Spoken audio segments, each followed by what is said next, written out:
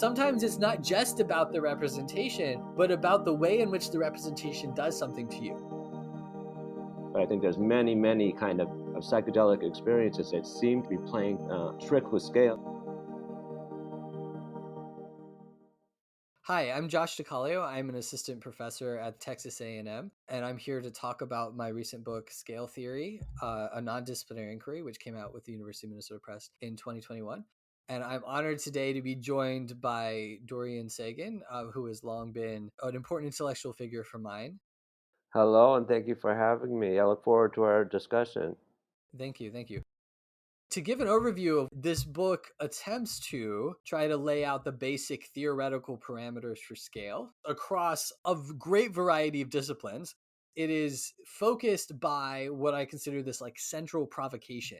How is it possible that I or you are made up simultaneously of cells, atoms, pieces of ecological web, parts of a thermodynamic dispersal of the sun, elements in the gravitational whirl of galaxies? All of these things simultaneously right now are descriptions of also what you are experiencing.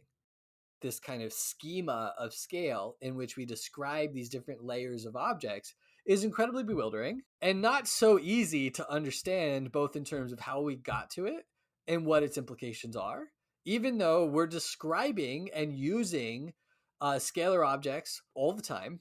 Whether we're talking about DNA or the cells in your body or toxic molecules or environmental effects, whether we're talking about viruses and pandemics, these are all objects that exist at scales that we don't usually experience with the normal Homo sapien human body.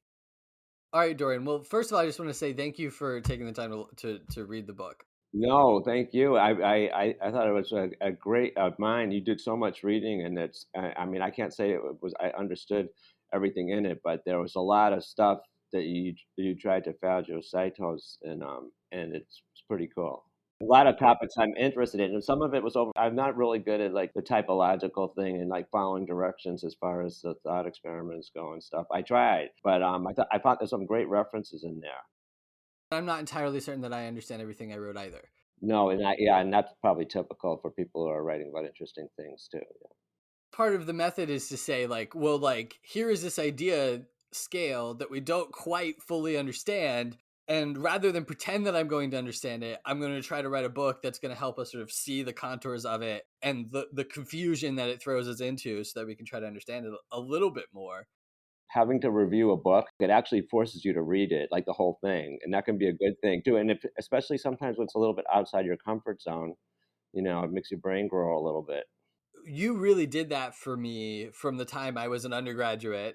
As I was reading, it was actually Dazzle Gradually was the first book that I got from yours. I was in a literature and science course, and that came in. It was so unusual, right? We read it amongst a bunch of novels about science. It was at University of South Carolina. Yeah, Laura Walls, who's now elsewhere, taught a literature and science course, and I think it was shortly after Dazzle Gradually came out. And I was just completely excited by your ability to take, basic ideas related to science, but also philosophical questions, bring them together, and then write it in a way that actually does it to you. Right. And this is kind of the thing that I refused to give up for scale Mhm, theory, was that I didn't want mhm. to just think about scale. I wanted to have scale do something to me and then help the reader like do it also. Right. Right, yeah, yeah.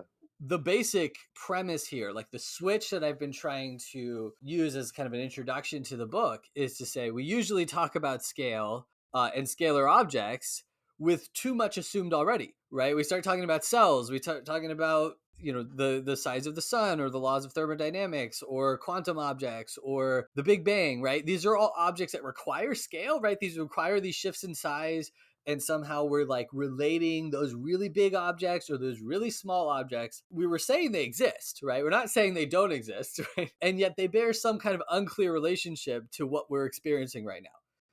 And so the basic Mhm, maneuver that I keep coming back to mhm, as I was writing this mhm, was, how is that actually a description of what is happening right now? mhm, When we're talking about cells, we're talking about your body, about something that's going on in your body in a way of describing how mhm, your body's mhm, able to fit mhm, itself together and do stuff, et mhm, cetera, et mhm. cetera. And that, it seems to me, is completely befuddling, right? Or bewildering. And yet in our kind of everyday conversation, or even in our more rigorous conversations, we just talk about these objects as if they're like really clear. I mean, it's something that we all were thinking about during the COVID pandemic, right? That somehow we've got a relationship to viruses, which are these really tiny particles that are able to invade our body. And we only actually know they're there whenever we get something like a symptom. But then for it to be a pandemic, it has to exist even on a different scale, which is the scale of the planet, in order for it to traffic around. And then it requires different kind of behavior on my part. And so we're all sitting in our houses wondering, what are we doing in relation to these very tiny particles that are spreading on the scale of the globe? It's like caught between the microcosm and the macrocosm. I'll just say, I have like some scalar subjects. I won't say objects in my house because I got a 3-year-old and a 1-year-old. And the 3-year-old, the boy went to school for the first time, after like daycare down across the campus. And apparently, when he was dropped off today on bicycle by his mother, they told her that because I had seen that they sent a photo, not necessarily want kids on, without permission on the internet, but we got a photo of him painting with 2 hands. So we have an artistic household and stuff. And apparently one was Edward Monk because he's obsessed with the Scream, which I read like from an art book to him because it's kind of like a little kid thing gets scared, and you scream and you can't. Everybody's had that dream, I think, and so it's very redolent for him. And the other thing was because the day before, on the advice of your book, we checked out that Inner Life of a Cell Oh, video, yes. Yeah. Yeah. right? And of course, his grandmother is the biologist Lynn Margulis, who died in 2011, who he's never met, but he knows about her through hearing her talked about. And so I had thought, like, us, he's been watching Frozen. I know this is a divagation, but he's been watching Frozen and pretending to be Elsa and all this, but I said maybe you should watch like Modern Times by Charlie Chaplin. I was just trying to throw something else out there, and I showed that, and he said, no, Charlie Chaplin is boring. And then I showed him a micro video. I like the live videos. He showed one of his grandmother, and he said, "No, I don't want to see any more with Grandma Lenny and Oh. or Grandma Lynn or whatever." She said, "I don't want to see any more with her. I want to see the other kind." And he wanted to see like the computer generated DNA thing, which I don't like, but he loves them. And so I just wanted to tell you that story. And as far as Charlie Chaplin being boring, because mom was out with like a neck thing, and had both of them on the couch, and we all fell asleep to computer generated micro videos. It was a really good sleep.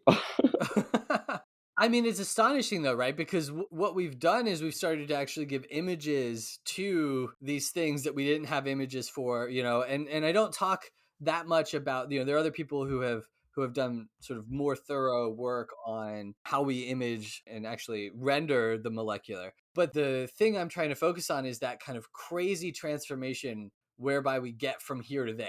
Hmm. The story I'll counter with is when my kids were 3 and 5, I showed them the Powers of 10 video, Right. almost as like a bit of an experiment, because one of the inspirations for some of what I've written in this book was that as I was thinking about scale, I kept having conversations with people and they would point to the Powers of 10. They were very critical of it.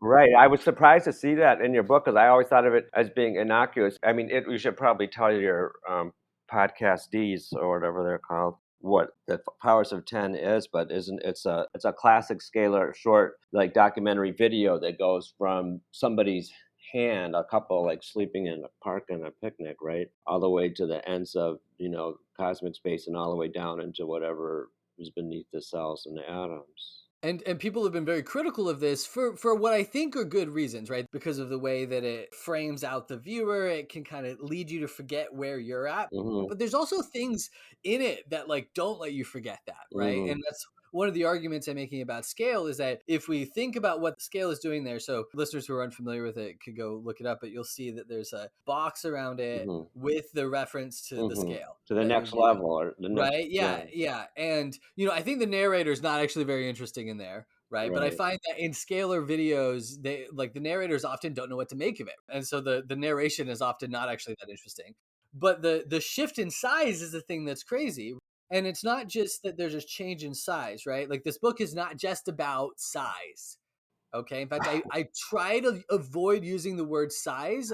We should check if I actually succeeded. I don't think I did. No, you did. You wrote size matters at one point, but it Yes, was kind of yes. tongue in cheek.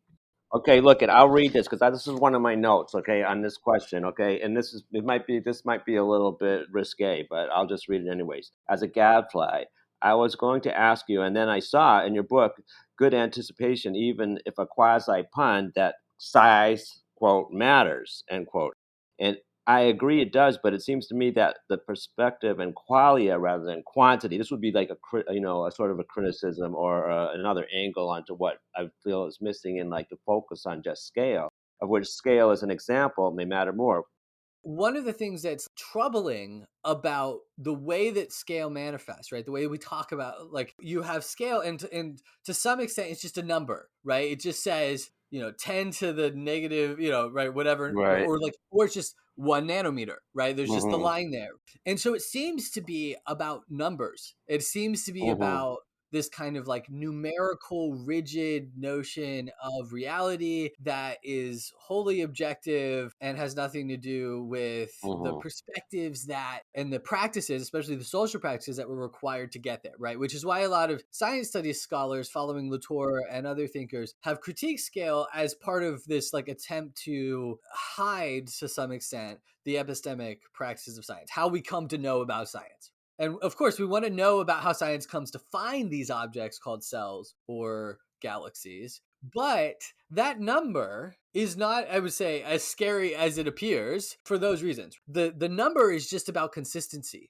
It's a quantity that just lets us keep track of where our perspective is. And where is not even the right word, because that's one of the things that people note about the Powers of 10 video is that it seems to like move us, right? Which is why we call it a scalar zoom, but we're not actually moving. We're changing Mm-hmm. our perspective. Right. And so that number is actually essential for saying, look, the perspective that you're having right now is this large. And now I'm speaking more in terms of size, but the important thing there is that change in quantity is a change in quality. Mm-hmm. One of the kind of interesting things about the metric system is it lets us keep track of scale in a way that ties our normal experience of the world, right? Which is the meter scale is within our normal scale. It lets us keep tabs on that while also pointing to something that's outside of our usual way of experiencing the world. You don't usually experience the world in a way that lets you see cells or atoms or the planet or galaxies. And so that measure is there to keep track of that consistency. And the thing that I think the Powers of 10 does, I'm actually kind of flummoxed to think of any better way to do this. I've been trying to like find people who have other ways of trying to piece together what the kind of transformation that scale produces.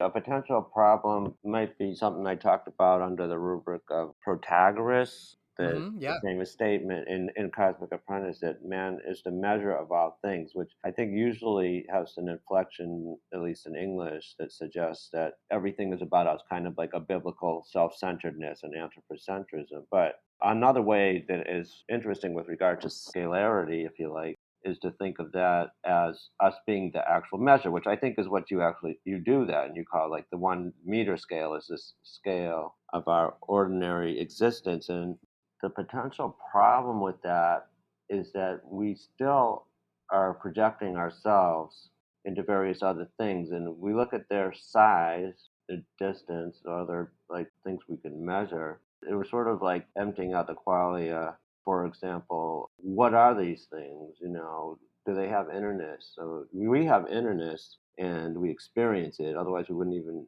be able to have this conversation. But do other things, and I think, but I sent you that James McAllister quote about us being a way of looking at the universe.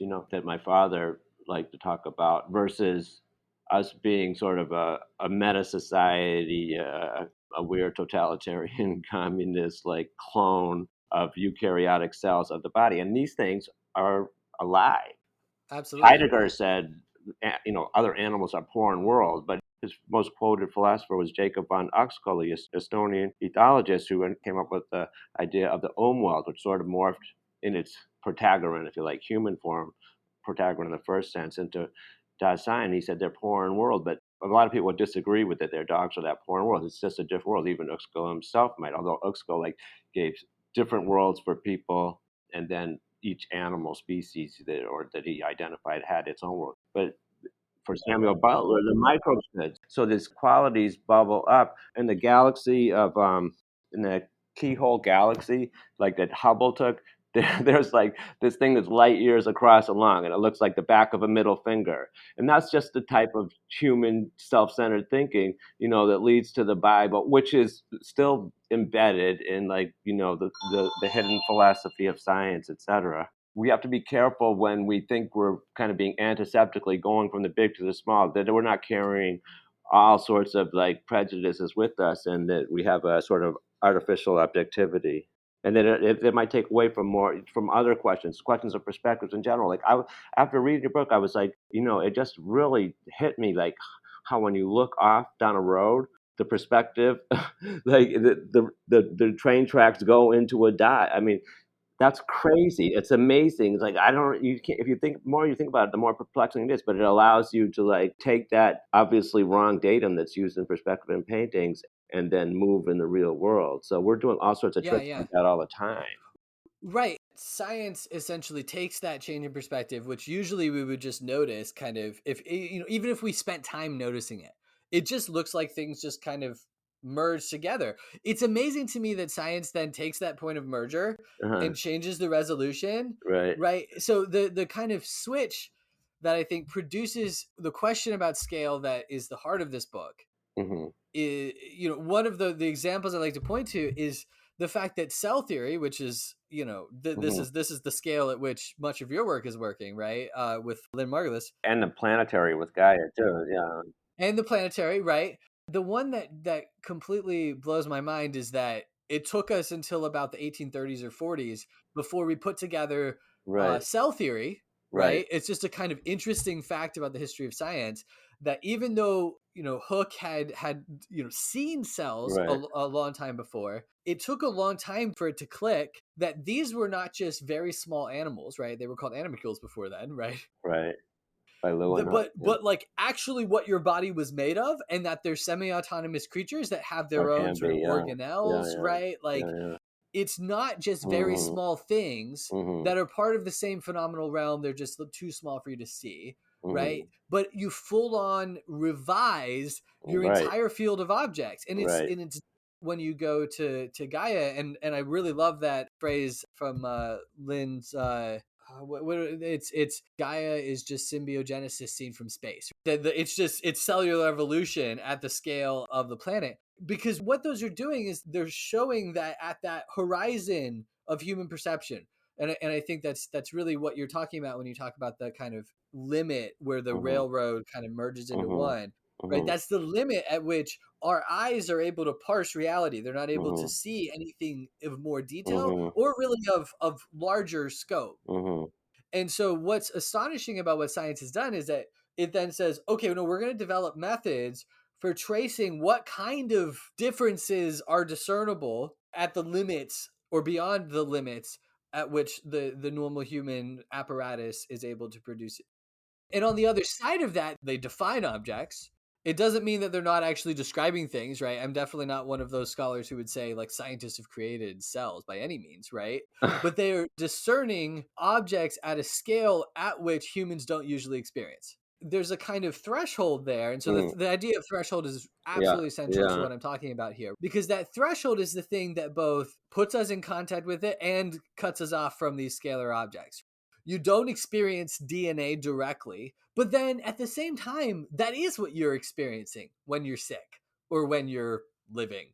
except that, okay, I would just say that there is sort of like a jump to like hyper realism with the idea of scale, because I mean, in the Middle Ages, weren't people experiencing the miasmas that they thought were causing the diseases, or seeing the mice arise in rags, and experiencing the spontaneous generation? So I would say, in some sense, what you're calling scale, that has this kind of discrete, and you've made like a sort of separation between various scales, which I would say arguably are pretty influenced by the history of science. Yeah, so we can talk a little bit more about like why I would distinguish those different scales. But let's back up because I want to respond to some of what you said before. This question of anthropocentrism is really important. And I should say, Dorian, that your work was really my first introduction to what is often among academics now called posthumanism. Like if I had to gloss posthumanism, I would say it's the set of philosophies that are pushing at our notion of the human and the centrality of the human, including these binaries that we place between ourselves and the rest of reality, human, animal, self and other, these kind of binaries. I was thinking a lot about how the descriptions of science have revised the way in which we're able to conceptualize what we are, right? And the cellular example was really the first one that I Mm, had. And then the second one I had was nanotechnology. So in relation to this question of anthropocentrism, our definition of cells, our understanding of cells is not disconnected from our inquiry into them, right? So we've all been trying to experiment with how to say something about something like cells while not centering ourselves, like not making it about us, but also accounting for the fact that our understanding of cells is also partially about us, right? And so this conversation about anthropocentrism, which I think you've been engaging with for decades. I mean, I'm astonished going back to read Microcosmos, how central that was to the task that you and Lynn were taking up. That it's really about taking the stuff that Carl Sagan was doing with Cosmos, putting it in the microbial and really trying to show us how that displaces our ideas of ourselves. I would like to think that what I'm doing here in scale theory is more of that same task while still understanding then how have we thrown ourselves into this transformation where in a certain sense I like to think of it as science has deconstructed us. But of course we're also doing the science. I always have found your statements about the microbe to be incredible mystical statements that are clarifying for some of what Carl Sagan is sometimes more or less explicitly doing. Maybe you would know better than I about like all of these rhetorical techniques he's using to kind of think about the broadness of reality. But it's so much more directly about like, wait a second, I am not what I thought I was. It's really important then for us to understand what transformation in our perspectives that has occurred for us to start to see something like climate change, right? Which is a beautiful scalar idea, right? Because it's connecting one scalar object, carbon, with another scalar object, climate change, and we're somehow caught in the middle. But by we're somehow caught in the middle, I just mean our normal experience, right? Like the way you experience, there is some relationship between those objects at these different scales and your usual experience, which, by the way, your body is designed to experience the world at this scale. I cite Simon Levin's somewhat famous speech on, among ecologists on scale, and kind of mess with it a little bit because he notes that every organism has a particular scale at which it experiences the world. This brings us back to your microbe Umwelt question. The human body has produced an Umwelt that, among many other things, and there's many other things that the human body does to filter reality, right? Like when we can talk about what the eyes do to see things, and you can only hear certain frequencies, et cetera, right? So like, I'm not saying scale is the only one, but it is a really important metric for understanding how your body has pieced together experience at a particular level that makes certain differences matter. If you got feedback from every single one of your cells, that would be mm-hmm, insane. It would mm, just literally be too much experience. mm-hmm. It'd be like the going on the internet is for us. Yeah, oh exactly, right? I mean, this is part of what we're all experiencing as little humans. Yeah, it's a scalar morass right now as far as the globality of technology. Yeah. Like there's too much information. A vast majority of that information is actually irrelevant to us, and yet Mm-hmm. everybody's trying to make it feel like it's relevant to us. Yeah, and that makes me think of Samuel Butler, who I find fascinating, the guy who wrote Erewhon and The Way of All Flesh, but also 4 books on evolution at his own expense, and whom Gregory Bateson called Darwin's most able critic. And he was really excited when he got the Origin of Species when he was in New Zealand. But then he kind of diverged because he looked back at the sources that were mentioned in early editions of the Origin of Species on Darwin's illustrious predecessors, and he saw that he had sort of like sanitized and mechanized the theories of the older evolutionists by making it all about natural selection, when before they had this room, like Lamarck and Buffon and even his own grandfather, Erasmus Darwin, had this feeling of that these organisms can do things on their own. They can make their little decisions, just like even the most megalomaniac and powerful, rich politicians, etc. They're not controlling. They're not controlling anything.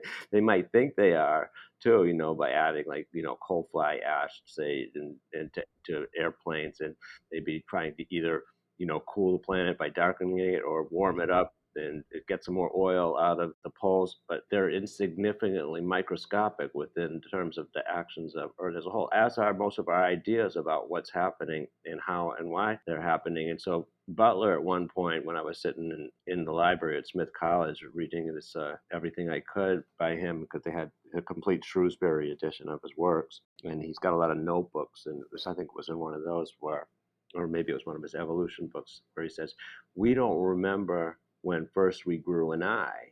So if you put yourself scalarly in colonial microbes position and like imagine that they have their own little desires, their own little purposes, and as he says, their own little toolkits, which amount to kind of nanotechnology, that those things, through not necessarily through anything eerily mystical, but maybe just thermodynamic flow patterns, little choices made, become embedded over vast amounts of times into the structures that eventually become something like a body. We don't remember when we first grew an eye. We could say we are growing eyes and technology, but when I look at science and technology, rather than looking at it as like a kind of asymptotic approach to absolute truth, I see it more as developing organs in a human superorganism that has all sorts of problems and ideas.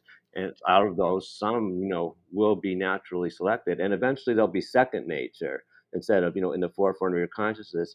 And I think there is something deep in that idea that was dismissed by Thomas Huxley and Charles Darwin and others as being mystical. But the opposite is even more objectionable, to think that only humans have like a true innerness, and that only we are capable of like doing things that last. I mean, Gaia, I think I calculated it. If you divide the time and say 2.5 billion or 3.5 billion, the time that civilization, at about 10,000 years, has been on this planet, human civilization, urban, whatever, all of science, Middle Ages, everything, 10,000 years goes into 3.5 million, like 350,000 times. So we're just like a fraction of a percent. My mom said, Lynn Margulis, to go back to her, one of her friends told me this after she died, what will be left, of humans in the fossil record?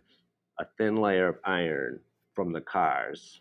So that doesn't get a little bit more de-anthropocentrized than that, and that may well be the case. And we can't even accept the possibility of it because it's so demeaning. We would rather name an entire geological epoch after ourselves, the Anthropocene, when, as I argued in that Arts of Living on a Damaged Planet by Singh et al. In my intro to I think it was a monsters section, if we're going to give ourselves, we have to give name and age after the cyanobacteria, because they're the ones who created the oxygen atmosphere that we're breathing, whose scattering of which light turns the atmosphere blue, which created the ozone layer and which energizes the entire surface of the planet. And because of the maintenance of chemicals that react with oxygen continuously put back into Earth's atmosphere, would make us visible to extraterrestrials who had spectroscopic equipment and science at our level. So, they would tell the Earth was alive,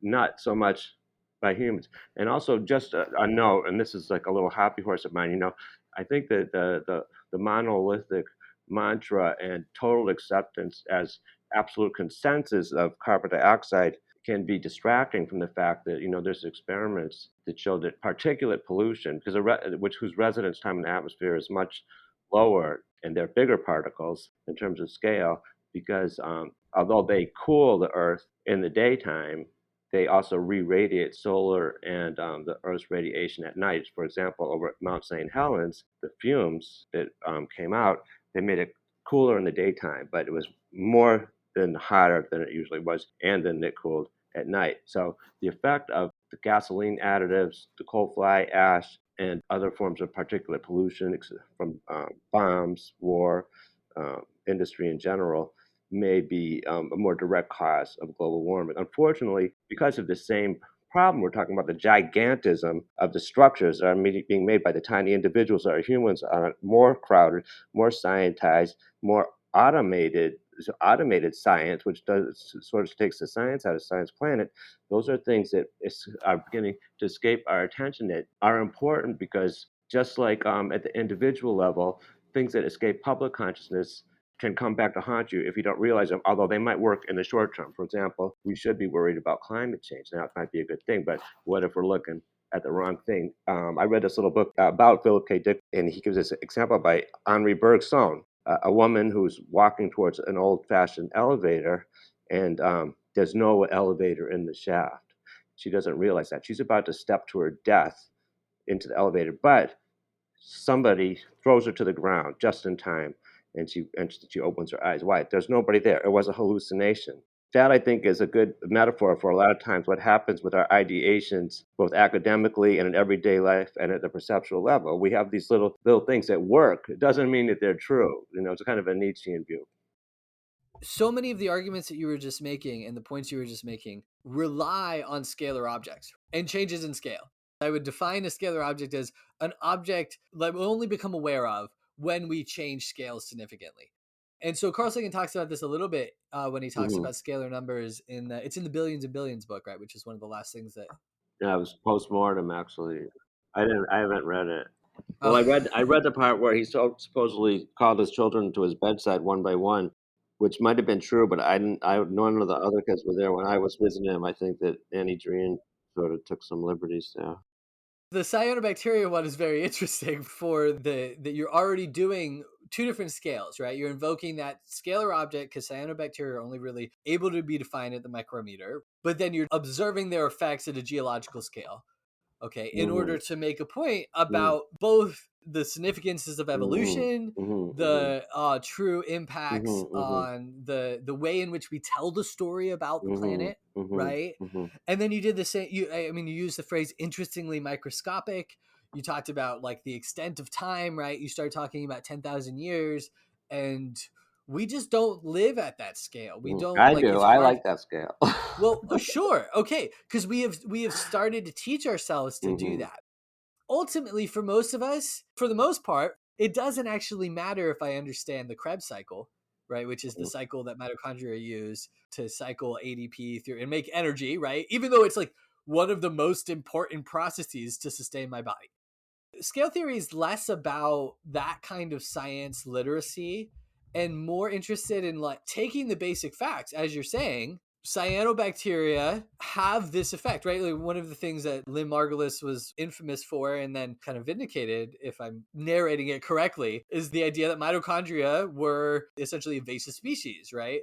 Well, no, it's alpha proteobacteria is their closest genetically, but they could have been, eaten. I mean, the thing is, once the cyanobacteria oxidize, ruining the planet worse than we will ever do, but also making the fresh air we breathe, that all of the previous life forms that were anaerobic and not able to survive to free oxygen, which is so reactive, had to either go into the muds or in some cases become symbiotic. And so the bigger cells that the ancestors to the mitochondria came into were probably archaea and they were probably poisoned by oxygen. But with the mitochondria that were respiring bacteria, they could survive the oxygen by that partnership. So that would be a thumbnail of the origin of mitochondria from respiring bacteria, like 2.5, 2 billion years ago. The interesting thing to me is that then how you rally that to then try Yeah. to kind of hack at, decenter, confuse, rewrite, whatever Well, our that's because narratives. you're a rhetorician, and I was like having to do science. I started off in comp lit. I went to 1 year in art school. I was like, there's nothing more boring than science writing. Sometimes I jokingly explain myself as an artist stuck in the body of a science writer, because I think that, and I also have a very deep interest in philosophy, and also, I had to personally grow up with people scientizing me in very Yeah, in various yeah. ways and minimize, and now you see that at the global scale, which is become a self parody. it's the science, you got to believe it. No, that's exactly what you don't have to do with science. And that's what one thing that, despite it being subjected to the superiority of science on a kind of hierarchical epistemological scale socially, but at least that kind of doubt, leaving aside Anglo-American philosophy, analytical philosophy, is still alive in philosophy, where you have the right to put things under erasure, and not to have to make truth claims, let alone publish papers on what you perceive to be the truth. So I think there's a kind of an immunization to the cockiness of science in a technocratic society such as the one that we're living in, by the survival of certain forms of philosophy and inquiry that are not immediately put in through a filter of right and wrong. So you had to survive that, is what you're saying. I had to survive my father not wanting to be interrupted and deliver, beta tests of Cosmos, which was fascinating. I mean, I was when I was 11 or 12. He a lot of things he would later say on TV. He would say to me personally, and meanwhile, my mother and her second husband, Tian Margulis, she would speak so fast, and you could not forget a word in edgeways.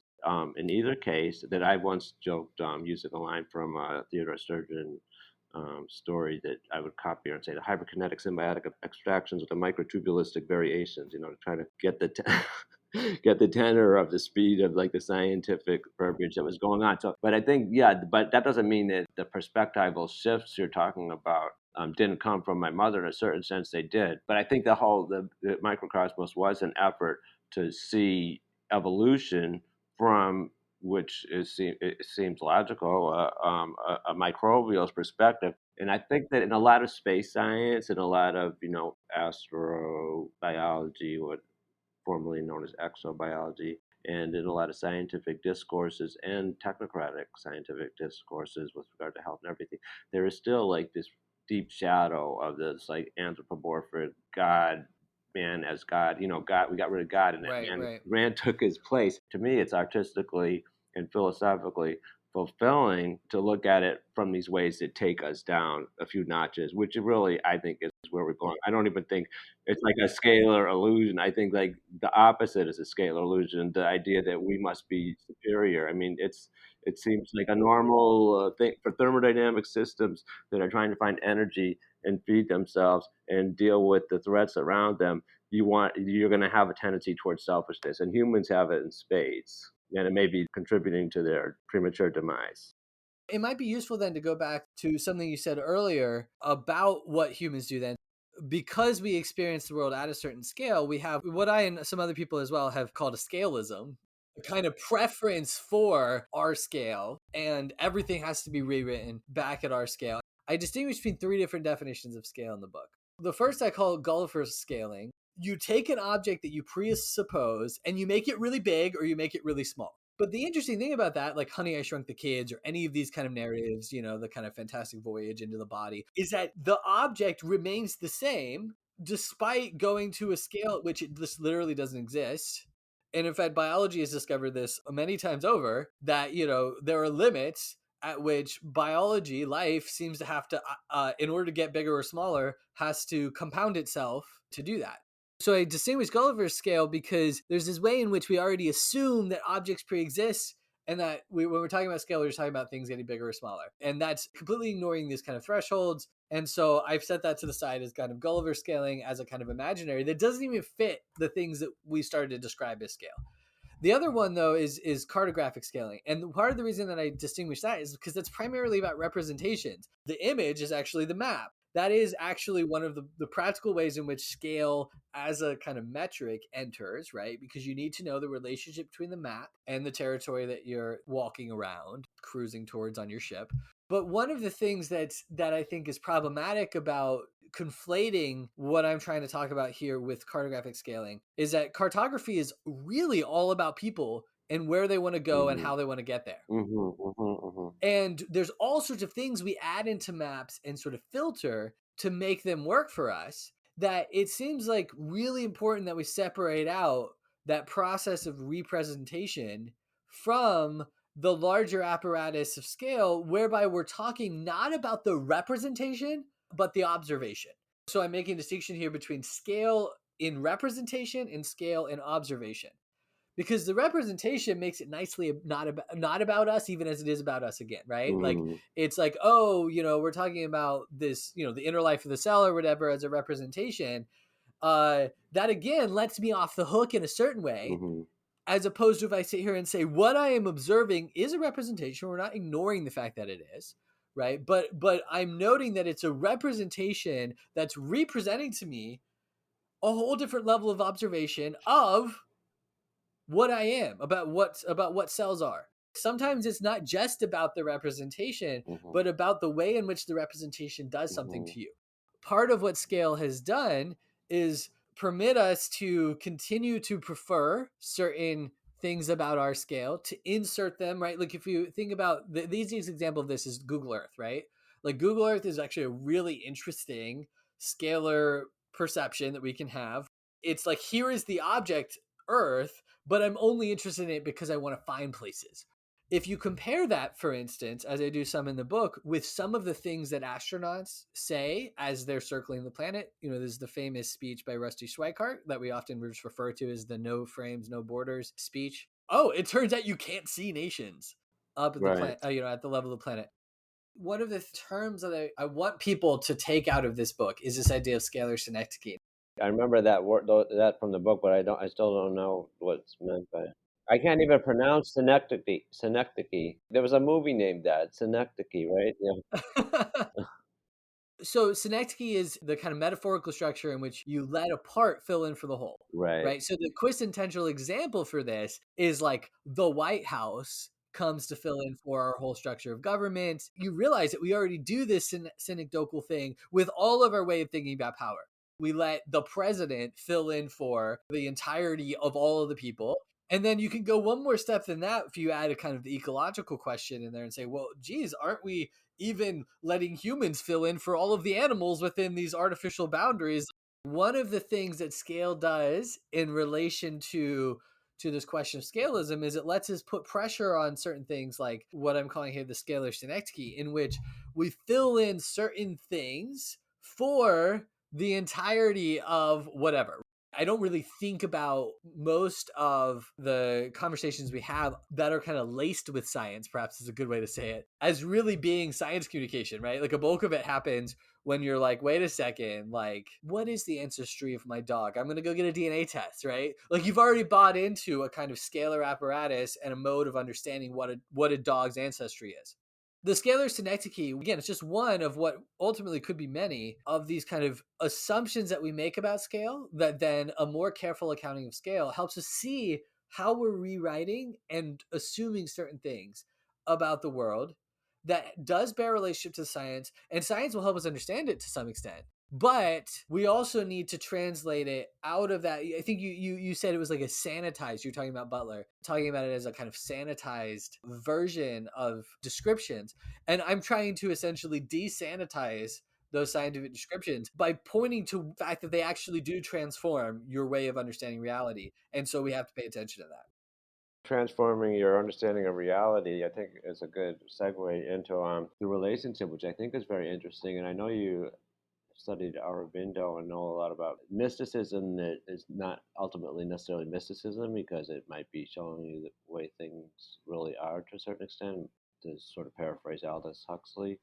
That does interest me a lot, and I do think that for the band The Doors, they took it from Aldous Huxley's book Doors of Perception, in which he called consciousness a kind of funnel that's blocking out a lot of things. That's a guy who was injected by his wife on his deathbed with with LSD, and so he might have felt that he merged with the infinite rather than died, whatever that's usually like. And he took the phrase for his book from William Blake. When the doors of perception are cleansed, things will be seen as they really are, infinite. Which that's something that I think we could talk about too in terms of mysticism and psychedelics. But I'll just give two examples, and one isn't very psychedelic, but they both fit into that category of my own sort of numinous experiences. So that I think do show interesting, and they aren't the only ones, but scalar sort of epiphanies, where you feel under the influence of some drug that your entire frame of reference has changed. So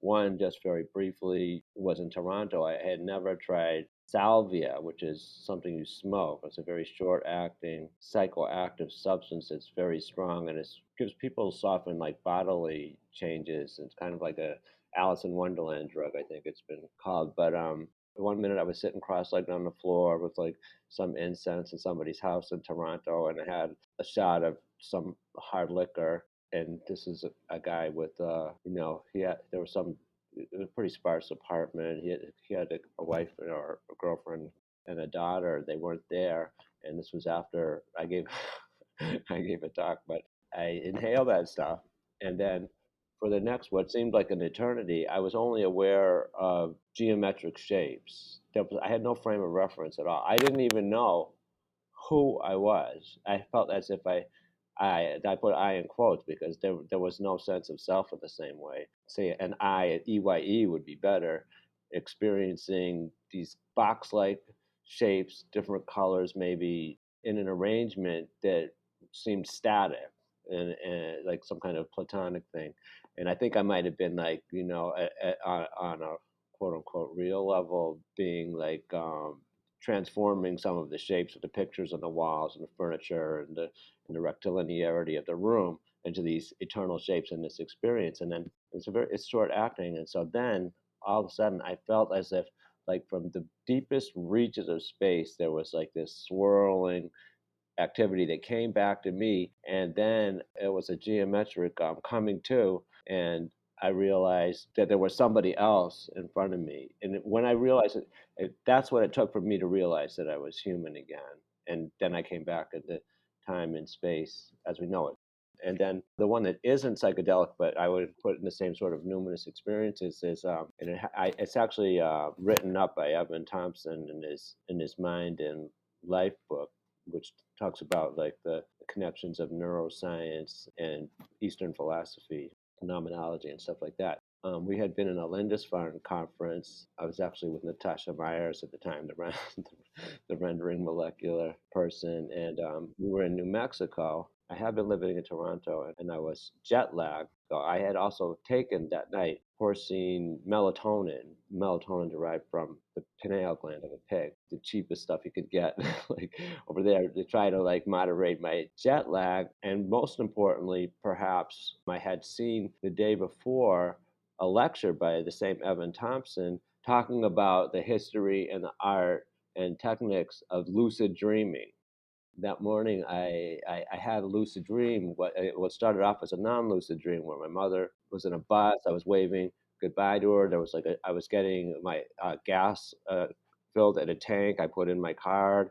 I felt inside my pocket, and inside the corner of my jeans pocket, there was a little bit of swag, cheap marijuana. But this was all in a dream, right? And then I realized I was dreaming as the bus like pulled out and stuff, and I looked up, like where you would look in your own pineal gland. And I'd also been actually doing Kundalini, I should mention, was another factor where there were some exercises with the pineal gland. But in my sleep state, realizing I'm dreaming, I look up, and instead of flying, as you know, you probably had a few flying dreams. I think most people have, and they're pretty incredible. But instead of flying, knowing that I was dreaming, I saw the sky, and what I saw was an eidetic image of the blue sky with white clouds in the daytime, and completely overlapped and without any blocking of it, night sky and glittering stars at the same time. And so it was quite an incredible experience, and I would like to think that that was a superposition, some quantum superposition, or seeing both sides of the earth at a scale that we never have. So those are just two of my own personal experiences, but I think there's many, many kind of psychedelic experiences that seem to be playing trick with scale, not necessarily in terms of hallucination, and in terms of William Blake, when he says, when the doors of perception are cleansed, you might see things as they are. It's less finite than our usual view of the earth. Thank you for sharing all those experiences. For listeners who want the like careful yet experiential accounting for this, I would recommend reading Richard Doyle's Darwin's Pharmacy. He was a huge influence on me, and I know that you also read about him in Cosmic Apprentice. There's a very, very great and clear accounting in there of the history of this term psychedelic and its relationship to the problem of mind manifestation as it emerges in kind of thinking about evolution. So that's just the first sort of note for people listening to this. The other sort of point of context that's not personal is that the experience that I talk about in scale theory is Stuart Brand's description of when he first thought to do the whole Earth campaign. And he says he was sitting on his apartment, I think it was like four or five stories up, tripping on LSD. And then he says he glimpses the curvature of the Earth. He immediately thinks of Buckminster Fuller talking about the difficulty of conceptualizing ourselves being on a planet. And he says, oh, we need an image of Earth from space from that, right? No, in our current and sort of, for the last couple of decades, rhetorical context for thinking about psychedelics, it's so easy. And I've talked about this with students all the time, right? They just kind of laugh, you an eye roll, like it makes people uncomfortable. There's something really important there about the manifestation of a different perspective, right? So if psychedelic literally means mind manifestation, right, to manifest mind in some way, it makes sense that we would need some kind of modification of our perception, of our way of experiencing reality, in order to sort of glimpse these differences in scale on the one hand, but then we can flip that and say, in situations in which one experiences these modifications in perception and experience, sometimes it suddenly makes sense to describe things in terms of scale. We can take this back to the comment you made earlier about science sanitizing. If we were to sit down with the scientific descriptions I think you're doing in so much of your work, suddenly it can, if you really just like actually contemplate, dwell with, right, to use a nice Heidegger term perhaps, what is being described. And you don't really know what that is, but let's just experiment with like, oh, here are cells, here are ecological vectors. I think that Carl Sagan finds himself in mystical territory in ways that I don't know that he was actually comfortable with when he says things like, we are star stuff and we long to return. What is that doing to your relationship to reality? Well, it's manifesting a different experience of the world that's taking you at these different scales and trying to get you to experience yourself Right. according to those changes. Is that psychedelic? In the process of thinking about scale very carefully and doing this, when I wrote scale theory initially, before I would write, I would sit for 45 minutes and meditate. And then I would sit down and it would feel like a continuous part of the meditation. Mm. It would put me in the state of mind in which I wasn't just thinking about Mm-hmm, mm-hmm, cells, but mm-hmm, I was observing that this description was rewriting my experience, right? And that just requires a kind of slowing down and really attending to like, wait a second, you just described me in terms of thermodynamic dispersal. It feels trippy. And I would have moments where I'd be walking through the kitchen and I would feel myself as the cosmos walking through itself. This is like one piece of the universe walking around itself going, ooh, look, over here is a pan, and over here some food to put in this pan. And then I would have these like scale switches where it felt overlaid, very similar to what you were just talking about there in terms of like kind of cubist imagery.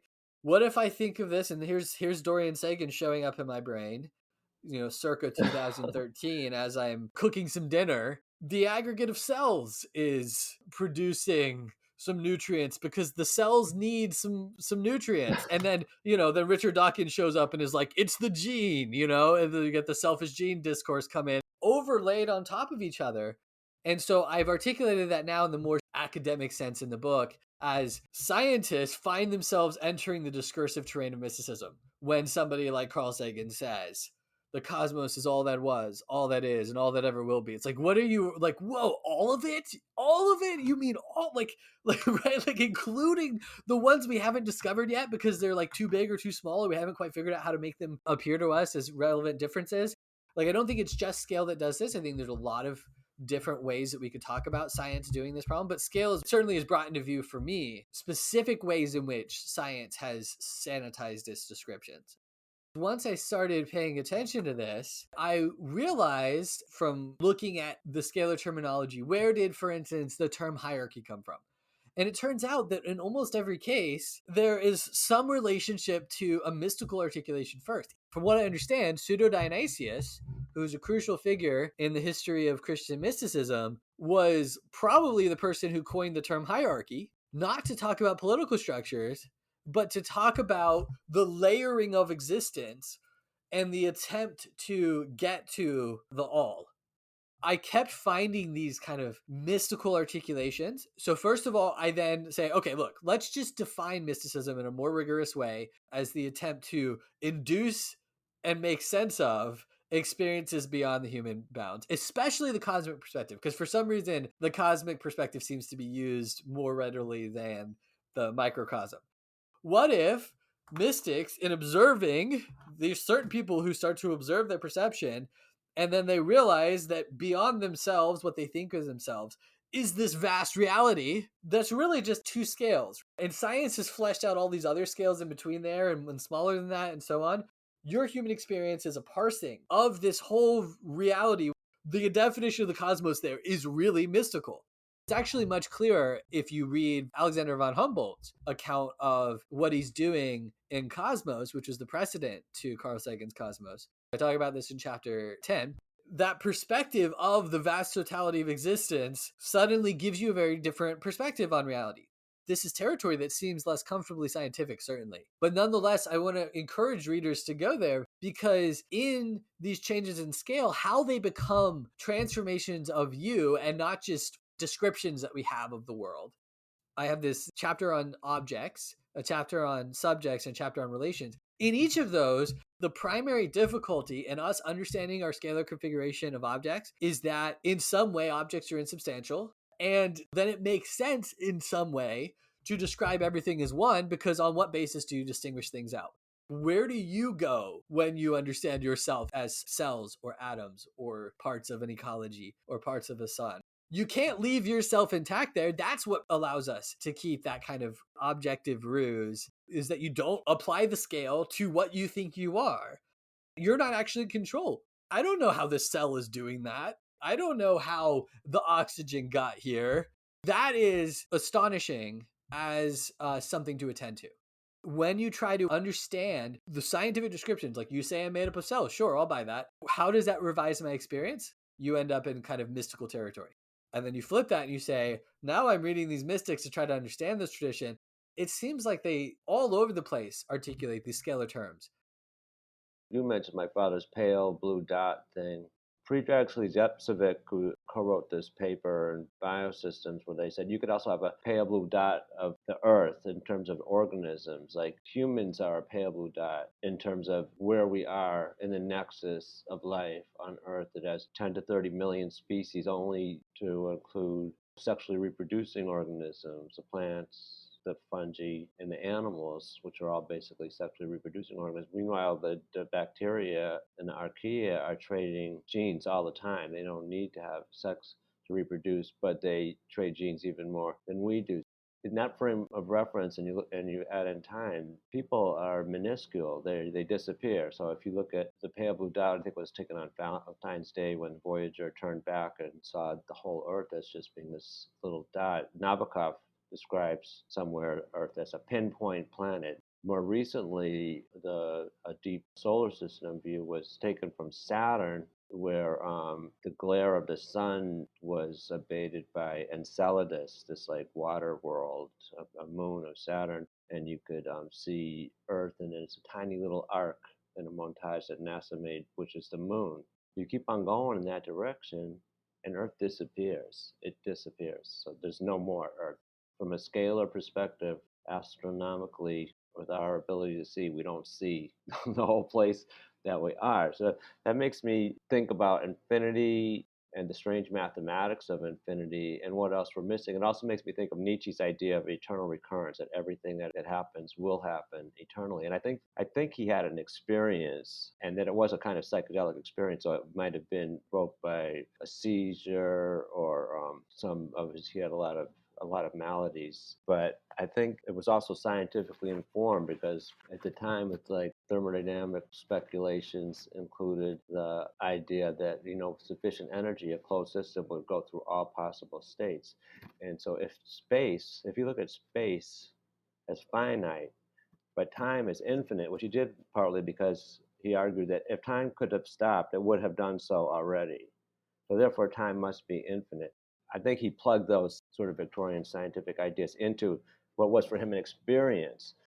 Our friend Rich Doyle writes, and you quote him in your book, that the persuasiveness of scalar views seems, quote, to hinge on an experience of interconnection as well as an understanding of it. And that's kind of what we're talking about, whether you want to call it mystical or not, whether it's precipitated by psychedelics or not, those things can and do happen. And they're very interesting in terms of scalar. Isn't this the attraction of numinous experiences of revelation in religion, psychedelics, Satori, the conviction that something real has somehow, with apologies to Ursula Le Guin because she doesn't like that word somehow, it's a weasel word, somehow been revealed. Nietzsche's eyes, when he whispered to Lou Salome in her, as he reports in her biography of him, the secret, I would say, the experience of the eternal return, standing in Switzerland by Lake Silvaplana by a quote unquote pyramidal block of stone, as Nietzsche describes it, 6,000 feet above man and time. That's a quote from his description of his experience. And you can call it that, but if you're above or outside time or seeing time end on, as sometimes mystics describe it, can we even call that an experience? He tended to call it his thought of thoughts and his heaviest burden, in part because it suggested that you would have to will everything that happens, knowing that it would happen again, no matter how horrible it was, and part of the structure of like a causally closed universe. I can't help but think that such an experience of the sublime, Kant might say, the numinous, is also a matter of scale, the one of the idios, the same root of the word idiosyncratic and idiot, but it means private, and it was used by Heraclitus. He divided the idios, cosmos, is your private world, like the one you enter in the dream. The 40% of our lives we spend dreaming, and then the cosmos, koinos, like a coin, it circulates. That's what we're doing right now. We circulate and we mix our ideas, and they're different in the sense that one is more private. And in these numinous experiences, there seems to be like a merger of the two, and the person becomes into nothing and also impossibly at the same time everything. When I thought about this and came across these ideas of infinity and how people thought about it, one of the things I came across is the amusing story that the mafia boss who interviewed Meyer Lansky, who was a big accountant for the mafia, thought one divided by infinity is zero. And he said, no, one divided by infinity is infinity. Apparently, the mafia liked the math to put dollar signs in their eyes, dollar signs that manifested as cold hard cash. Technically, in math, it's called undefined. Infinity is not a number. It just goes on and on, so you can't do the math. One divided by infinity might be nothing, but then what happened to the one? The Italian mathematician Luigi Fontiappe wrestled with this problem, opting, I think, for the answer that one divided by infinity is everything, or perhaps everything and nothing. This would seem to mirror the experience of the lover before his beloved, the scientist before nature, the artist lost in her thought. If infinity exists, perhaps in time, as Nietzsche thought, because it would have already stopped if it could have, although space could still be closed. It might be another example, a kind of a philosophical psychedelic experience with ethical implications. He called it the thought of thoughts that would divide the history of humans in two. But I feel like I have experience, again in quotes, because being outside time is not exactly an experience. I do think that, like when you're talking about the sort of crypto mysticism of Carl Sagan, my father, it is a sense of, at the one hand, it's very egotistic and narcissistic. He's a spokesman on TV with the waves going out into space that might reach some extraterrestrial ears or appropriate other organs. At the other time, the message is that I am being swamped. I'm swallowed into this giant, very old, if not timeless, entity. And that's who I am, and that's who you, the viewers, are. The common thread there is that you already become something else, right? And in fact, it opens questions about who you are to begin with. This is haunting all of our discourse about scale, all of the objects that we talk about at different scales. Like, that's always sort of lurking in the background. How did we get to these objects to begin with? Who are you when you get to these objects? Who's left to feel insignificant? Who's left to separate out you from the rest of the cosmos? And that's where I find it actually really useful to keep the whole scalar spectrum in view and to experiment with it to see what this layered redescription has actually done for us. We want to leap to, like, what are you saying, that like the cosmos is actually like a human body or something? Let's just pause before that and just notice that the same shift in scale has happened in both instances. So the traditions of contemplation become really important there for thinking about how do we actually sit with those changes in perspective long enough so that they actually do something to us. Well, hopefully your book can act as a pharmacon, one of those, like I called it in Cosmic Apprentice, writing it being a mind-altering drug. Hope people can get safely high. Well, that's the hope here, that it's not just an intellectual exercise. The root of theory is about a mode of Seeing, seeing. yeah. That I don't spend a lot of time talking about specific examples because I want any reader to understand whatever they study in relation to what these transformations of scale has already done for. Thanks, Dorian. Thank you so much. Thank you. All right, yeah. I mean, so we should just have a conversation then. Yeah, take out the word conversation. That word's way overused. Everybody wants Oh, to have a sorry. conversation. Well, geez. Okay. Okay, we're off to a good start. It can only go up. It can only go uphill unless you have a negative connotation for uphill, downhill from here.